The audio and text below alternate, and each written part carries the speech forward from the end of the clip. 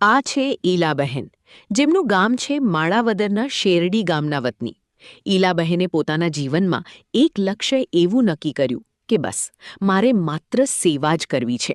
અને એ સેવા એક એવા મંદિરમાં કે જ્યાં મનોરોગી મહિલાઓનું મંદિર, એટલે સાવરકુંડલાથી 5 કિલોમીટર દૂર હાથસણી નજીક આવેલું માનવ મંદિર, જ્યાં ભક્તિરામ બાપુના નેજા હેઠળ 75 જેટલી મનોરોગી બહેનોનો આશ્રય, એટલે માનવ મંદિર.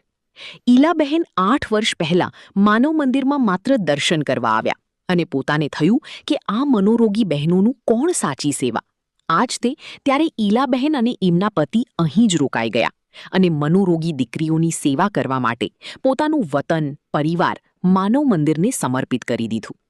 4 વર્ષ પહેલા એમના પતિનું અવસાન થયું. બાદમાં ઈલાબહેને નક્કી કર્યું કે હવે મારો પરિવાર એટલે માનવ મંદિર અને આ દીકરીઓ. ત્યારથી ઈલાબહેન સતત આ દીકરીઓની તમામ સેવા કરી રહ્યા છે. ત્યારે શું કહી રહ્યા છે ઈલાબહેન, જોઈએ આ રિપોર્ટમાં. મારું ગામ માણાવદરની બાજુમાં શેરડી ગામ છે. મારું નામ ઈલાબેન. અમે બંને જણા અહીંયા સાવરકુંડલાની અંદર મારી ભાણેજ છે એમની ઘરે આટો મારવા આવ્યા હતા.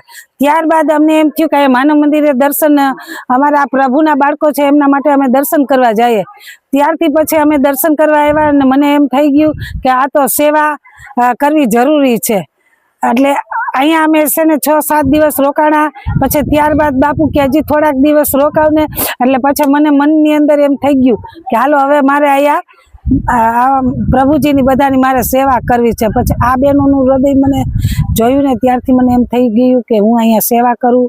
પછી આ બહેનો પાસે એમ કરતાં કરતાં મારે અત્યારે 8 વર્ષ થયા અને માનવ મંદિરની અંદર હવે તો મને એમ થઈ ગયું કે ક્યાંય બહાર જવું ગમતું નથી. આ દીકરીઓ ભેગો જ જીવન વિતાવવું એવું થઈ ગયું.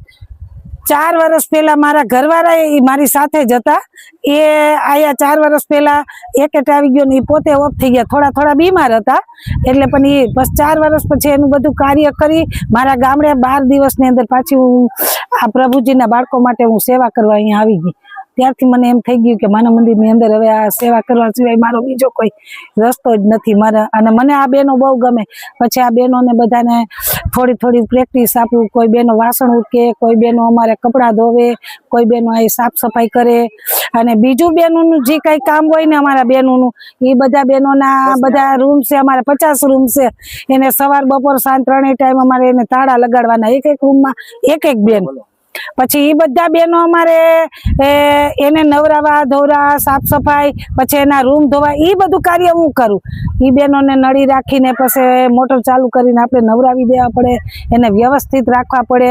અને દીકરીઓની જાત છે એટલે આપણે વ્યવસ્થિત કપડાં બપડા બધું પહેરાવવું પડે. પછી અમુક બહેનો અમારે એટલા બધા તોફાની છે 7-8, કારણ કે એને અંદર રૂમમાં જ રાખી, કારણ કે એ બહુ તોફાન કરે. એ બહેનોને અમારે એટલા તોફાની છે ને કે એને તો બહુ આપણે અઘરા મેન્ટેન કરવું, એટલે આપણા માટે પણ ઓલું થઈ જાય. ક્યારેક મને પછાડે, મારે, મારા વાળ પકડી લે, મારો દુપટ્ટો લઈ લે, એ બધું મને એ બહેનો ઓલું કરે. પણ તોય છતાં મને હિંમત ના હારું અને મને એમ થઈ જાય કે આ બહેનોને માટે તો આપણે અને હું કરું એવું કાંઈ મારા માટે છે નહીં. એના અને આપણા કર્મ એવા, મને આ ગમે છે અને હું આ કાર્ય કરું છું.